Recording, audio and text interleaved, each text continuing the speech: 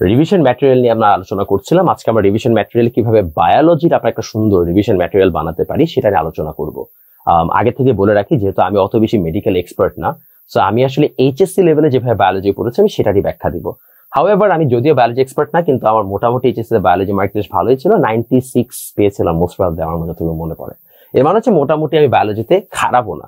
আমি তোমাকে জাস্ট হচ্ছে আমার আইডিওলজি গুলো শেয়ার করবো, এবং যেহেতু আমাদের সামনে বায়োলজি নোটস আসছে, এগেন ওটাতে আমি একা কাজ করি নাই, I have a senior guy with me, এবং উনি আসলে মূলত আমাকে এটাতে বেশ ভালোভাবে ডিরেক্ট করেছে, বলতে পারেন আমি প্রজেক্টটা কোঅর্ডিনেট করেছি।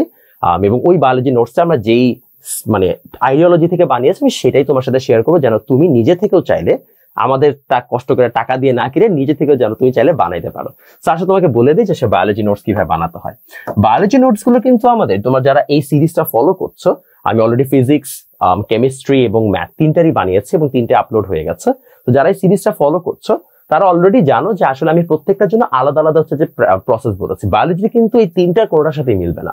বায়োলজির ক্ষেত্রে আসলে আমি একটা খুব মেইন গোল মাথায় রাখি, সেই গোলটা হচ্ছে question answer, QnA system, question answer system. So question answer system মানে কি? কোয়েশ্চেন অ্যান্সার সিস্টেম মানে হচ্ছে যে আমি যে কোনো একটা কোয়েশ্চেনের অ্যান্সার বেসিসে জিনিসটাকে পড়বো। ইট ওয়ন্ট বি লাইক হচ্ছে আমি একটা টপিকের একদম, যেরকম কেমিস্ট্রি থাকে যে টপিকের আগে একটা থিওরি বুঝতে হবে বা ফিজিক্স একটা থিওরি বুঝতে হবে, দেন সেটাকে একটা ফর্মুলা দিয়ে ম্যাথ করতে হবে, জিনিসটা এমন না। এখানে প্রত্যেকটা টপিক থাকবে, টপিকের জাস্ট হচ্ছে যে আমরা অ্যান্সার গুলো পড়ে ফেলবো। সো আমি এইভাবে জিনিসটাকে সবসময় ফিগার আউট করতাম। So how does it work? First of all তুমি যেটা করবা, অফকোর্স টপিক একটা ভাগ করবা, একটা টপিক লেখার পরে ওই টপিকের আন্ডারে ইম্পর্টেন্ট, এটা হচ্ছে সবচেয়ে crucial part, important one line plus MCQ, অর্থাৎ যেগুলো জ্ঞানমূলক আসবে এবং যেখান থেকে এমসিকিউ আসবে ওই ইম্পর্টেন্ট লাইনগুলোকে লিখে ফেলতে হবে। তো আমি যেটা করতাম, খাতার মধ্যে প্রথম 2 থেকে 3 পৃষ্ঠা জাস্ট ইম্পর্টেন্ট লাইনগুলো লেখা থাকতো। এখান থেকে চাইলে 1 মার্ক আসতে পারে, এমসিকিউ আসতে পারে, দুইটার জন্য একসাথে প্রিপারেশন হয়ে যেত। এইটার পরে আমি হচ্ছে যতগুলো ইম্পর্টেন্ট জ্ঞানমূলক এবং অনুধাবনমূলক প্রশ্ন পসিবল, সেগুলো হচ্ছে জাস্ট প্রশ্নগুলো লিখে রাখতাম। প্রশ্নগুলো বায়োলজির একটা বড় সুবিধা, আসলে অনুধাবনের জন্য আলাদা করে প্রিপারেশন নেওয়া লাগে না। যে 3 আর 4 মার্কের অ্যান্সারটা পারে সে অটোমেটিক্যালি অনুধাবনমূলক প্রশ্নও পারে, তো তাকে আলাদা করে প্রিপারেশন নিতে হচ্ছে না। তো আমি জ্ঞান এবং অনুধাবনমূলক গুলো জাস্ট প্রশ্নগুলো লিখে রাখতাম, উত্তরগুলো লিখতাম না, কারণ উত্তরগুলো অলরেডি এই জায়গায় কিন্তু রয়ে গেছে। দেন 3-4 মার্কের জন্য আমি একসাথে একটা কম্বাইন্ড নোট বানাইতাম, কম্বাইন্ড। এখানে কম্বাইন্ডে কি থাকতো, ওই টপিকের আন্ডারে মনে করো টোটাল 3 থেকে 4টা কোয়েশ্চেন হইতে পারে পসিবল। আমি সবগুলো হচ্ছে যে আগে একটা বইতে অফকোর্স নিতাম, নেওয়ার পরে ওই টপিকের আন্ডারে যতগুলো প্রিভিয়াস ইয়ারে কোয়েশ্চেন এসেছে সেই কোয়েশ্চেন গুলোকে অ্যানালিসিস করে বলতাম, আচ্ছা ঠিক আছে আমার এই পসিবল কয়েকটা কোয়েশ্চেন লাগবে।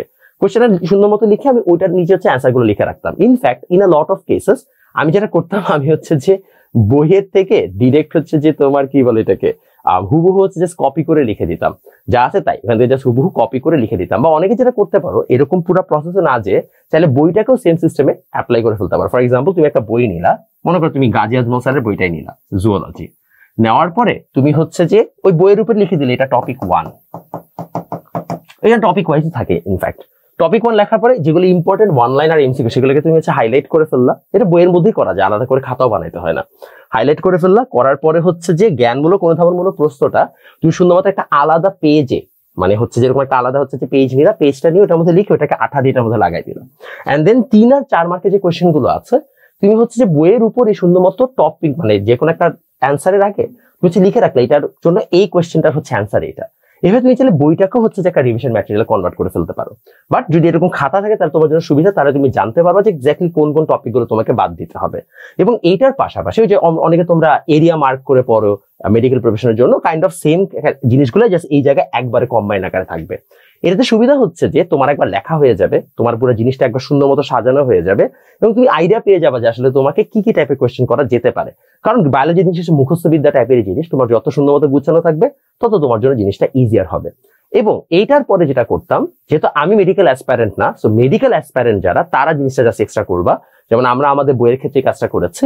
তোমরা মেডিকেলের জন্য আলাদাভাবে ইম্পর্টেন্ট যে লাইনগুলো আছে বা এক্সক্লুসিভলি যেগুলো মেডিকেলের জন্য পড়া দরকার, সে সকল এক্সট্রা ইনফরমেশন তুমি আলাদাভাবে লিখে রাখতে পারো, হয়তো অন্য কোনো বই থেকে নিয়ে। তাহলে তোমার জন্য একটা পারফেক্ট রিভিশন ম্যাটেরিয়াল কিন্তু এখানে সুন্দরমতো প্রিপেয়ার হয়ে যাবে। অনেকে চাইলে এখানে 3 আর 4 মার্কের কোয়েশ্চেন গুলো জাস্ট লিখে রাখতে পারো, অ্যান্সার না লিখে জাস্ট কোয়েশ্চেন গুলো লিখে রাখবে এবং বইয়ের পেজ নাম্বার দিয়ে রাখবা। তাহলে যেটা হবে তুমি যখন এটা দেখবা, আচ্ছা ঠিক আছে বইয়ের পেজ নাম্বার মিলাই তুমি সুন্দর মতো অ্যান্সারটা আইদার মনে করলো অথবা তুমি এখান থেকে একবার জাস্ট রিডিং পড়ে নিলা। That can also be a process যেটা কিনা তুমি ফলো করতে পারো। বাট মাথায় রাখবা বায়োলজি যেহেতু অনেক বই নির্ভর একটা জিনিস, ফিজিক্স আর কেমিস্ট্রির মতো না, তো তোমাকে এখানে যথেষ্ট পরিমাণে বইয়ের উপরে নির্ভরশীল হয়ে এবং বইটাকে রেফারেন্স আকারে নিয়ে তোমাকে কাজ করতে হবে। সো এই কয়েকটা জিনিস যদি মাথায় রাখো তাহলে তুমি বায়োলজির জন্য একটা খুব সুন্দর রিভিশন ম্যাটেরিয়াল বানিয়ে ফেলতে পারবা।